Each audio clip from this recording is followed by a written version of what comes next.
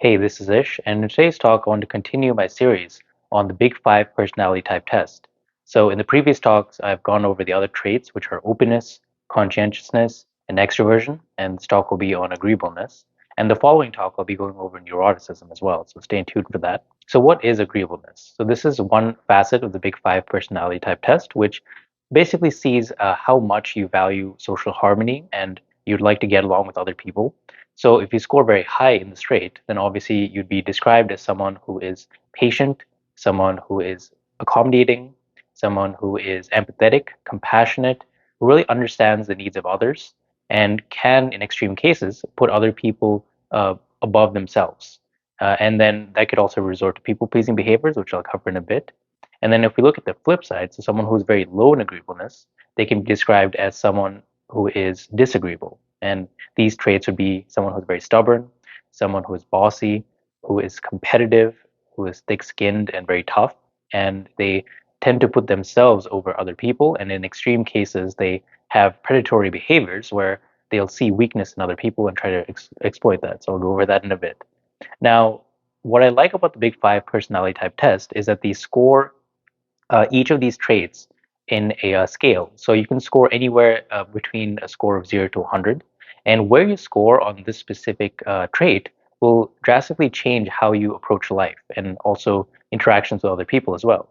So if you score, say, 25% in agreeableness, you will definitely have a different outlook on life compared to someone who scores 50% or even 75% or even 90%. So where you score will actually change a lot of things in your life. So I'll be going over that. And in this talk specifically, I'll be going over some general mindsets that people who are high in agreeableness have compared to low in agreeableness, and then also some of the advantages of being one or the other, as well as some of the career choices that suit people who are high agreeableness compared to low, and then how people in the spectrum approach social interactions. So this can include dating and romance, and also friendships as well.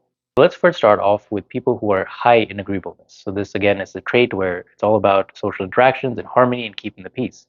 So people who are naturally very high in this trait are very compassionate, they are very good listeners, and they see the world as a place to contribute and collaborate with others, and everyone is generally their friend. So that's like the mindset that people who are high in agreeableness really interact with the world. And I can personally relate to this as I score pretty high on agreeableness, actually somewhere between the 80s and 90s, so pretty high. And my general like theme of life is when I go to public settings or different venues, when I see other people, I generally wish the good for them, and I see them as like part of myself. So there's a lot of social harmony in being very high in agreeableness because you feel that everyone's your friend, everyone has good intentions, and obviously that'll come at a cost, which I'll explain in a bit.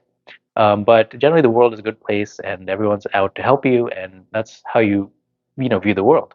You typically don't see too many agreeable people causing disruption in like a public situation or infringing on other people because we're typically very hyper aware of other people.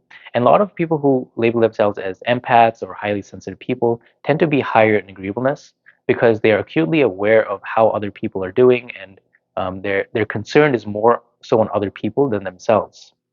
And this can come at a lot of great advantages and strengths because agreeable people are very compassionate and they seek to alleviate any suffering from other people. And they really care about other people. So this obviously comes at a great benefit because they make the world a better place with their presence.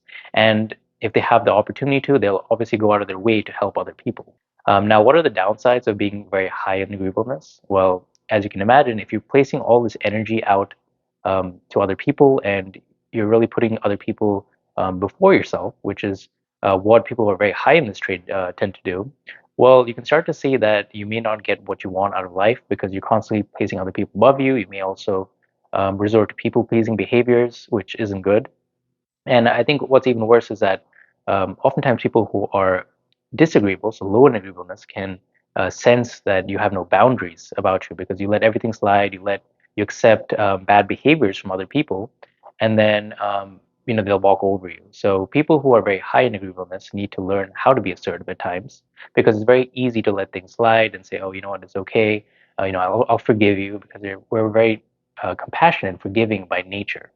So that's one of the things that is a lesson that a lot of agreeable people need to learn is how to set boundaries, how to say no at times, because they might have their boundaries, walked over and destroyed, or they might have their space invaded or other things, and they need to do step up from themselves. Now, people who are low in agreeableness, so they can be described as disagreeable, have no problem saying no. In fact, that's their default. So people who are agreeable will typically say yes to other people and then no. So that's like the default is yes, and then they might be convinced to say no afterwards. But for people who are disagreeable, they first say no and then they might say yes. They might be convinced to say yes. So people who are disagreeable are very bossy, like I mentioned. They're pretty stubborn. They are thick-skinned and very direct and blunt. So they just say what's on their mind, and they don't have that filter in place that a lot of agreeable people have. So this can cause them to say a lot of things that might hurt other people without realizing it, or they're just not aware of how they come across. So the other day I went out to go see a comedy show with one of my friends who scores pretty low in agreeableness, so he could be described as disagreeable. And I was sitting up there watching the show with him, and he would constantly like make jokes or talk during the show itself. And I became pretty like hyper conscious because he was disrupting the show and he didn't realize it. And a lot of people, the staff members actually told him like, "Hey, can you quiet down, please? You're disrupting the show." And I was like, "Oh no!" I got like all self-conscious. But for him, he had like no filter, so it didn't even come across in his mind that he was affecting other people in a negative way. Now, that's obviously the downsides of being disagreeable is that you can be perceived as very rude and you can hurt other people. But the plus side is you have honest communication. So you're very direct on what you want. And people who are disagreeable don't beat around the bush. So you exactly know where they stand. And they're more honest than a lot of agreeable people who tend to mask their true feelings. So with disagreeable people, you know what you're getting into, you know what they're all about, so you can choose to interact with them if you want, and if you don't want to, you don't have to. So people who are disagreeable tend to have people that like really love them, and a lot of people that hate them, but like no one in between because they tend to have more of a what you call a strong personality or a difficult personality. Now, when you score pretty low in agreeableness, so you're disagreeable, your general mindset into things is how can I succeed or how can I better myself or the organization I'm working with? And this is a different mindset compared to agreeable people who tend to take in other people and try to keep the peace. There's a difference between keeping the peace and pushing yourself to get better, pushing your team. So the key word here is push because a lot of disagreeable people have no problem pushing or asserting their needs. Now, moving on to social interactions, so this is relationships or friendships, you can clearly see that where you fall in the agreeableness scale will greatly inform and has a direct impact on the types of relationships and friendships you have. So people who are high in agreeableness really value their friendships and social interactions, and they are generally very patient, accommodating. They like to listen, so they're great listeners. So when someone is talking to them, a person who has agreeableness will listen to them, and if they're too agreeable, they'll kind of go along with what they're saying. They never assert their own opinion, so there's some negatives of that. But the positives is that they're generally very kind. They have no problem making friends. So people who are agreeable are easy to get along with, easy to talk to, and are able to make friends pretty fast. So I find that this is very true for me. I can go to any place and generally get along with everyone in the room. There's no problems, nothing like that, and I generally have a ease about making friends and meeting new people. And it's very interesting because when I go out to different places, so I force myself to go to places I maybe don't go to normally. Like I've had like sales jobs, which is something I personally didn't like. Someone who's agreeable, but also when I go to like different social venues and interact with different people, you will get like a whole variety of different people that score on the scale. So I've also met a lot of disagreeable people, and for them, like their mindset going to a public area is like, hey, you guys should all stay out of my way. Like, so it's funny because someone will just be walking down the street, another person accidentally like bumps their shoulder, and the other person's like, "Hey, you just walked into me. You want to fight?" Like, and they'll just start like yelling at another person out of nowhere. Or you'll be walking to like Manhattan's a perfect place that has a lot of disagreeable people, where it's a very extroverted city for sure, but it's also disagreeable. So you'll be walking down the street with like 1,000 other people, and then someone will like yell at another person like, "Hey, get out of the way," or something like that. So it's interesting how like to see very disagreeable people go to social interactions and their mindset's very different. So it's they still have this mentality of like, hey, can you get out of my way? So what you'll find with disagreeable people is that they have a smaller network of friends because they're a bit more difficult or challenging, especially if they're very low in this quality. So you could describe them as difficult to get along with.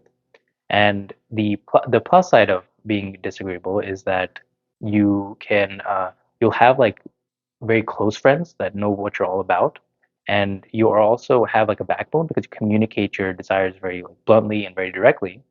And as a result, like people know where you stand. So this is something I mentioned earlier. So they're very clear about their communication. They don't have any hidden resentments or passive aggressive behaviors. But at the same time, they're also very hard to get along with. So they won't make as many friends and they keep their circle very small. And for extremely disagreeable people, they'll just say like, who needs friends anyways? And that's kind of their mindset. So it's interesting like where you fall within this has a dramatically different approach. You'll have different approach of how you approach relationships and friendships and all that as well. Now, moving on to careers, where you fall within the spectrum of agreeableness or being very disagreeable uh, tends to impact or I guess filter the types of jobs that you prefer. So obviously, if you are very high in agreeableness, you'd want a job where you're interacting with people and seeing a smile on their faces or just knowing that you help them out or you're helping humanity in a certain way. Now, it's interesting because I work my day job, at least as a recruiter. So, as a person who is agreeable, how I'm approaching the job market and my job is knowing that I get satisfaction by helping someone get a job and putting a smile on their face or getting the phone call from them saying, "Oh, thank you so much for getting me this job," and seeing happiness and knowing that I made another person happy. On the flip side, we'll have someone who is disagreeable and they work in the same company and the same field as me as a recruiter, for example, and they'll approach the job very differently. So for them, it's not about helping others, but rather, how can I place more people into jobs and get a higher commission check? How can I advance in the company? How can I be the best recruiter out there? So there, you tend to look at the certain fields in a different light, whether you're very agreeable compared to low in agreeableness or somewhere in between. And this will kind of filter how you view different jobs. But certainly, there are certain jobs that will correlate or correspond with people who are very high in agreeableness or very low in agreeableness because people will tend to gravitate towards those fields. So, what are these fields? Well, any kind of hospitality or customer service type jobs will tend to attract people who are agreeable, high in agreeableness because they want to give people a good experience. So, also, obviously, hospitality is a good thing because you are interacting with customers and you want to make sure that they have a good experience in your venue. And as you know, in any kind of hospitality industry, there's going to be annoying customers and people that just drive you crazy. And you need to have the patience there to deal with that. So someone who's disagreeable will, curse out a customer. I've seen that happen actually, where people who are disagreeable will, they don't last long in hospitality fields or customer service fields because they have no patience for other people. But people who are high in agreeableness are very patient. So they are willing to work with difficult customers or people who are angry or upset, and they will try to do their best to make them feel better because there's nothing more satisfying than making other people feel better for agreeable people. So it feels like hospitality, like I mentioned, customer service, a group for people who are high in agreeableness. I'm also a yoga teacher, so that's something that uh, is related to agreeableness because you're working to help other people in a spiritual aspect. You can also be a therapist. There's so many different fields where you can really succeed as someone who's agreeable that really capitalizes off the fact that you are interacting with people and making them feel better, and you're helping the world out in that sense. Now, for someone who is disagreeable, instead of the collaborative frame where you're trying to make sure that everyone is doing well and they're all like peaceful or happy, whatever the case is, the mindset is switched. So you instead this becomes more of a competitive frame rather than collaboration. And as you may know, in the job market now, the job market is very competitive in most fields. It pays to be competitive. So if you look at any job listing, you'll see like we're looking for a competitive person or someone who's willing to work hard and blah blah blah. And surely enough, this attracts a lot of disagreeable people to these very cutthroat kind of jobs where you have to like prove yourself every day because people who are disagreeable really want to push themselves and also push other people. And I personally had jobs like this, like sales jobs, or where you are looking at metrics and trying to like compete with yourself and also other people, trying to be the best salesperson there, or get more sales or commission. So anything that is competitive in that aspect draws a lot of disagreeable people in because they have this whole field to prove themselves. So things like law, being a business is another one, like a perfect one. Like sales, like I mentioned, all these types of jobs where you're kind of pushing yourself is really great for disagreeable people because it pays you more money the more you kind of get your own way and you succeed. So it's more about winning than making everyone feel happy because oftentimes in my sales job, I would notice there'd be times where like a business owner would, when you try to like call them and try to sign them up for advertising, they would be like, I'm actually at lunch right now. I can't take this call. Would you call me back later? And an agreeable person would be like, oh yeah, it's okay. I'll just call you back later. And then, when they call them back later, they just don't pick up, right? Because they were being empathetic in the moment and they want to make sure like they are accommodating toward the other person. But a disagreeable person would kind of push through and say, okay, I know you're at lunch right now, but let me continue and we can see if we can get you more business, and they'll push a little harder. And as a result of pushing a bit harder, they do get the sale. Um, Although they made an awkward situation happen, maybe an uncomfortable situation, they don't really care because they don't have that as much of a filter as agreeable people. So they're able to push a bit more and they end up getting the sale or becoming more successful. So where you score between this whole range between being very agreeable or disagreeable will influence what types of jobs do you want you'd succeed in.